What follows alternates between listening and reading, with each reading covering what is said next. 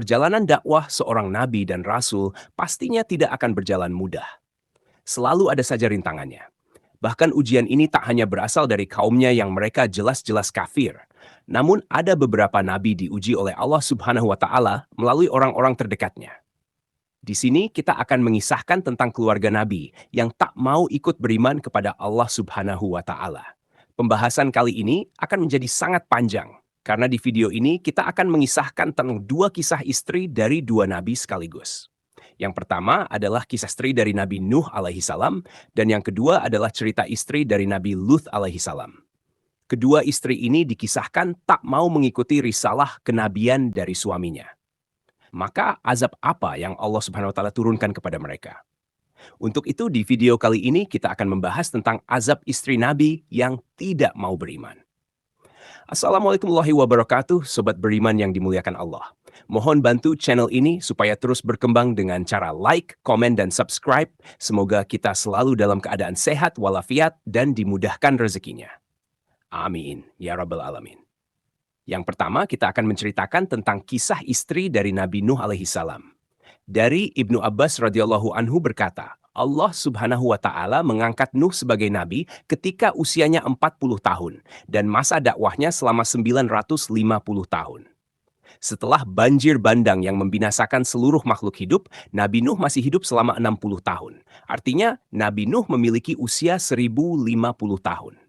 Nah, Nabi Nuh ini teman-teman diutus untuk suatu kaum yang kaum ini menyembah berhala atau menyembah patung-patung untuk menggantikan Allah Subhanahu wa taala. Begitu sabarnya Nabi Nuh ini hingga ia mendakwahi kaum tersesat ini selama 950 tahun lamanya.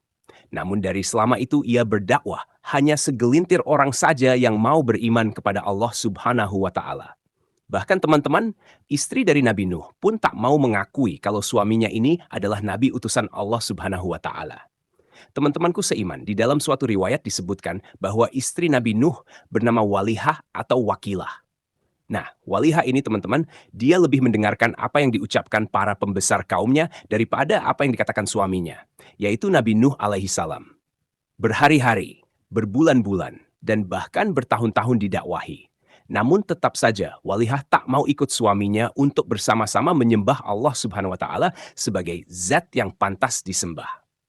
Akhirnya ketika itu datang perintah Allah Subhanahu wa taala kepada Nabi Nuh supaya Nuh dan kaumnya membuat sebuah kapal di atas sebuah gunung. Tanpa berlama-lama ketika itu Nabi Nuh langsung saja melaksanakan perintah Allah Subhanahu wa taala ini. Ia membuat sebuah kapal di atas sebuah gunung. Menurut Ibnu Abbas, kapal ini memiliki 3 dek, panjangnya 300 hasta, lebarnya 50 hasta, dan tingginya 30 hasta. Tentunya, jika dipikir secara logika, ini merupakan suatu kegilaan.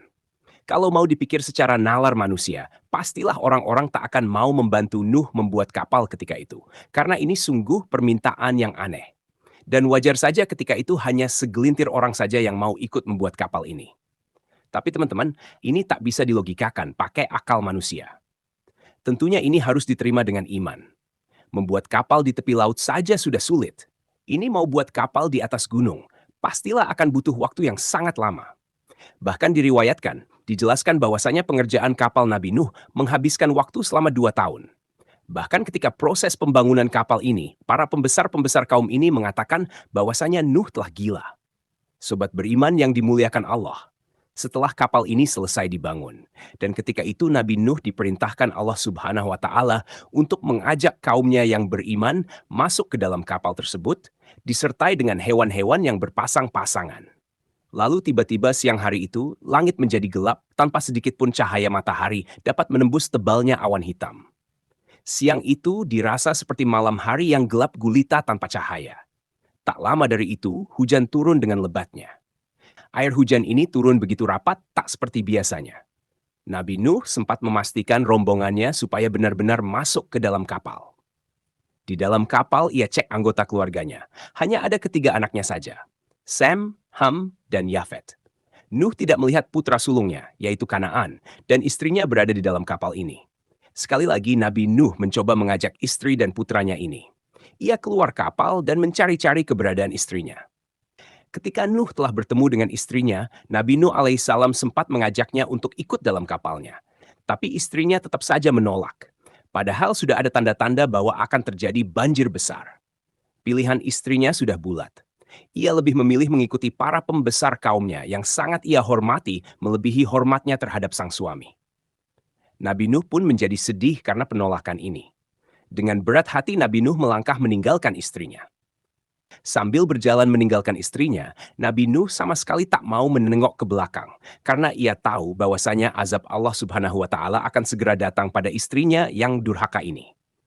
Teman-temanku seiman, kemudian Nabi Nuh mencoba mencari keberadaan putra sulungnya, yaitu Kanaan. Ketika itu, hujan sudah mulai terlihat lebih lebat dari sebelumnya. Awan pun sudah semakin gelap. Bahkan banjir ketika itu sudah semakin tinggi. Perkampungan kaum ini pun sudah tenggelam oleh banjir yang luar biasa. Singkat cerita, Nabi Nuh melihat putranya dari kejauhan. Ia melihat putranya ini sedang mencoba lari ke atas sebuah gunung.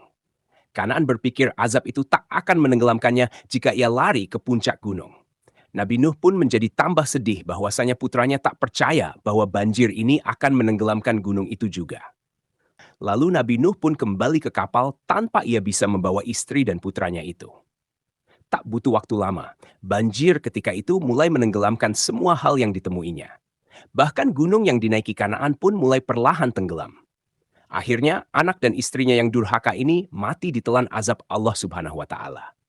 Sobat Jazirah Ilmu yang dimuliakan Allah, kisah istri yang durhaka kedua datang dari Nabi Luth alaihi salam. Di dalam riwayat, istrinya ini bernama Wailah.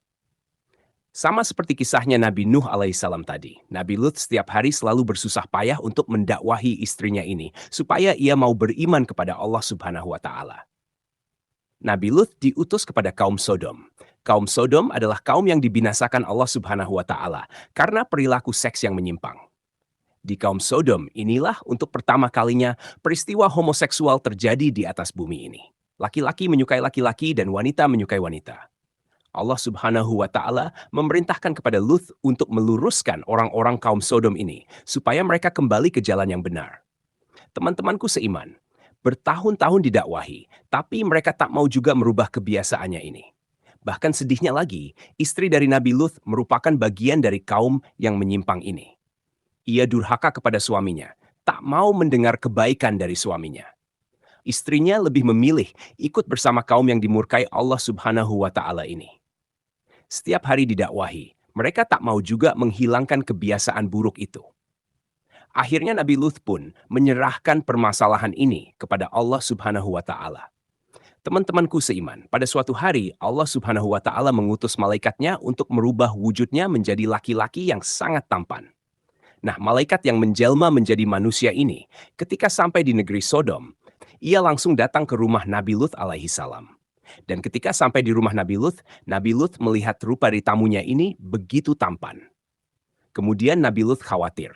Lalu ia berkata pada istrinya, "Wahai istriku, di rumah kita telah datang tamu laki-laki yang sangat tampan.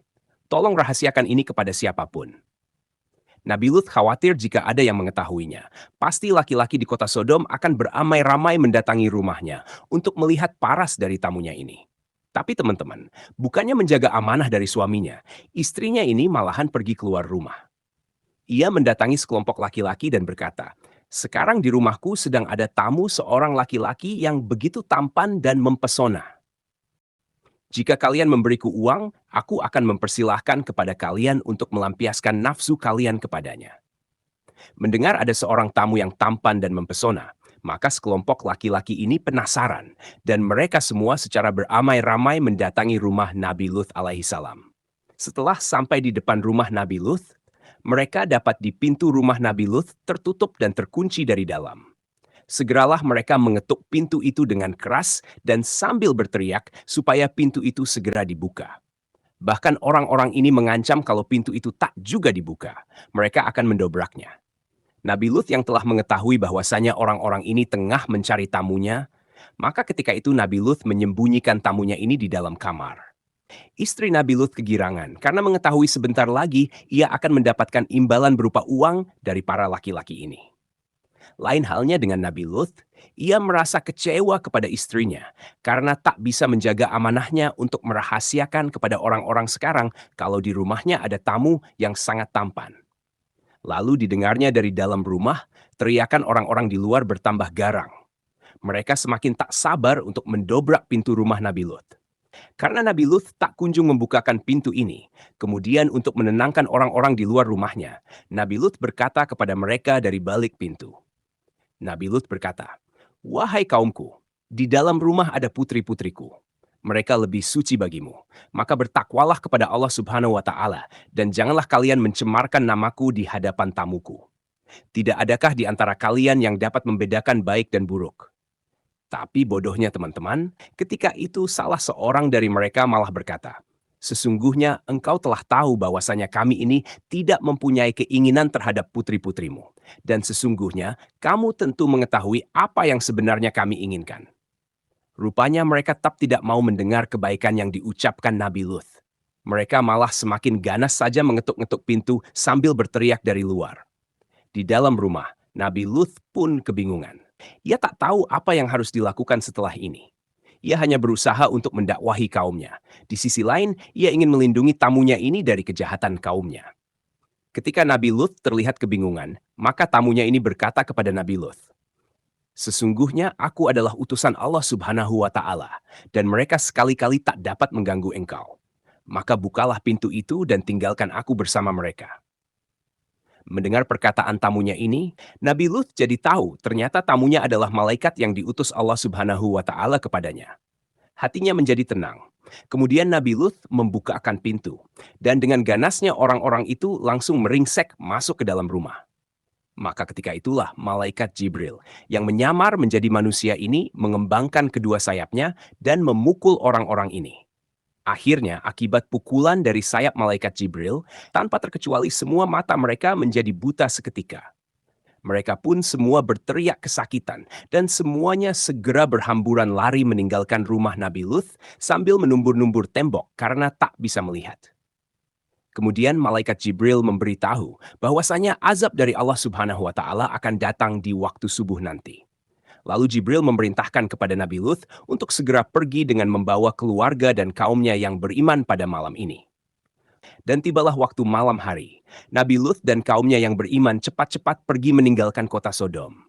Sementara itu, istrinya tak mau ikut dengannya, karena sedari awal istrinya ini memang tak percaya pada dakwah suaminya. Nabi Lut pun pergi keluar kota Sodom dengan meninggalkan istrinya yang durhaka kepadanya.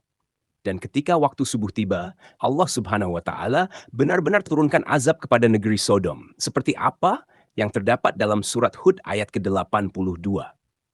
Maka tatkala datang azab kami jadikan negeri kaum Lut itu yang di atas ke bawah, dan kami hujani mereka dengan batu dari tanah yang terbakar dengan bertubi-tubi. Hingga tak ada yang tersisa kecuali Allah Subhanahu wa Ta'ala binasakan. Jadi itulah kisah tentang istri-istri Nabi yang diazab Allah Subhanahu wa Ta'ala. Semoga kisah ini bermanfaat. Lebih dan kurangnya mohon dimaafkan. Yang benar datangnya dari Allah Subhanahu wa Ta'ala. Khilaf atau keliru itu datangnya dari saya pribadi sebagai manusia biasa. Sampai ketemu di kisah-kisah seru yang penuh makna selanjutnya. Saya akhiri. Wassalamualaikum warahmatullahi wabarakatuh.